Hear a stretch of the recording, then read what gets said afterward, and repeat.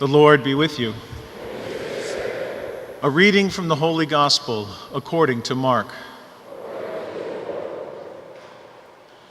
Jesus and his disciples set out for the villages of Caesarea Philippi. Along the way, he asked his disciples, "Who do people say that I am?" They said in reply, "John the Baptist, others Elijah, still others one of the prophets." And he asked them, "But who do you say that I am?" Peter said to him in reply, "You are the Christ." Then he warned them not to tell anyone about him. He began to teach them that the Son of Man must suffer greatly and be rejected by the elders, the chief priests, and the scribes, and be killed, and rise after 3 days. He spoke this openly. Then Peter took him aside and began to rebuke him. At this he turned around and, looking at his disciples, rebuked Peter and said, "Get behind me, Satan. You are thinking not as God does, but as human beings do." He summoned the crowd with his disciples and said to them, "Whoever wishes to come after me must deny himself, take up his cross, and follow me. For whoever wishes to save his life will lose it, but whoever loses his life for my sake and that of the gospel will save it." The Gospel of the Lord.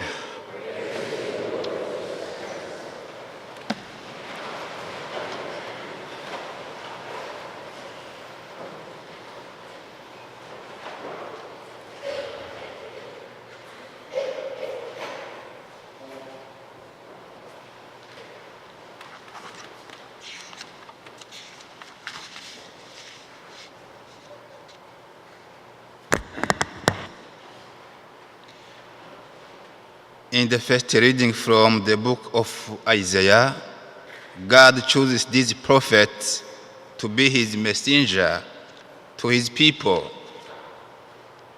It's a difficult mission because these people abandoned God, and from this abandonment was born exile and slavery.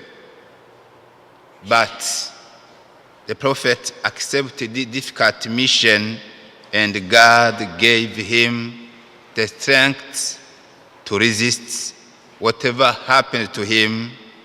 The prophet is assured of victory in the end. In the second reading from the letter of St. James, it's a question of a faith based on concrete work. St. James shows that faith without works has no foundation. In the Gospel according to St. Mark, Jesus asks two very important questions to his disciples, the 12 who will later become apostles. According to the people, who am I? According to you, who am I? Brothers and sisters, let us draw a conclusion for our life. First, God wants us to be his messenger today. The world needs people who speak the language of God, who agree to denounce wrongdoing, who denounce evil all its forms. As Christians, let's have our eyes open on everything that's going on around us. People may not understand us, but the important thing is not to let evil sit near us without doing anything. God always wants us to open our eyes our ears, our mouth to see and speak and to be active and stand for what is true in the world. Yes, brothers and sisters, we must act in the face of evil, and it is up to us Christians to give the true image of God to this world. We must change the bad situations and make them good. Second, to know Jesus and know him very well. Jesus does not want us to have false knowledge of him. He does not want us to have a confused knowledge of him. He is the Son of God, made man, who suffered for us on the cross, died, resurrected, and is alive forever. As Christians, we are called to live for others. Our life makes sense when it is at the service of others, especially the poor. The life given is the life received. Yes, brothers and sisters, let's live for others like Jesus. Do not be afraid to suffer for others like Jesus. Let's now talk for a small moment about mission appeal. As said further in the introduction, I'm Father Emile. I come from Burundi. Burundi is a small country which is located in East Africa. You have Kenya, Uganda, Tanzania, Burundi, and the Congo. Burundi have a population about 11.5 million people. The high majority are Christians, with 62% of Catholic. Burundi is also the third poorest country in the world. In addition to spreading the word of gospel among the population, my diocese, Bururi, which is located in the south of Burundi, also assists the poorest member of the population who lack access to basic needs such as health care, nutrition, housing, and education. We especially focus on the needs of women and children in the rural areas. Today, our country is also facing challenges in accommodating the returning refugees who had fled the civil war.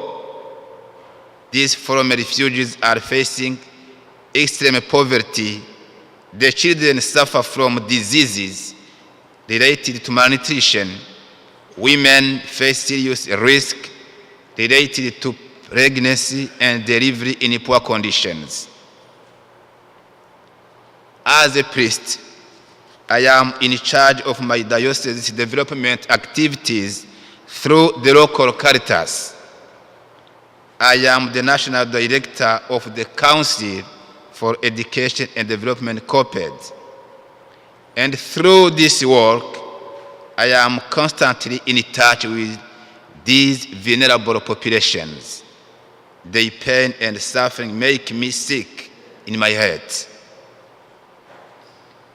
I am here because I believe in the church, one, Catholic, and family.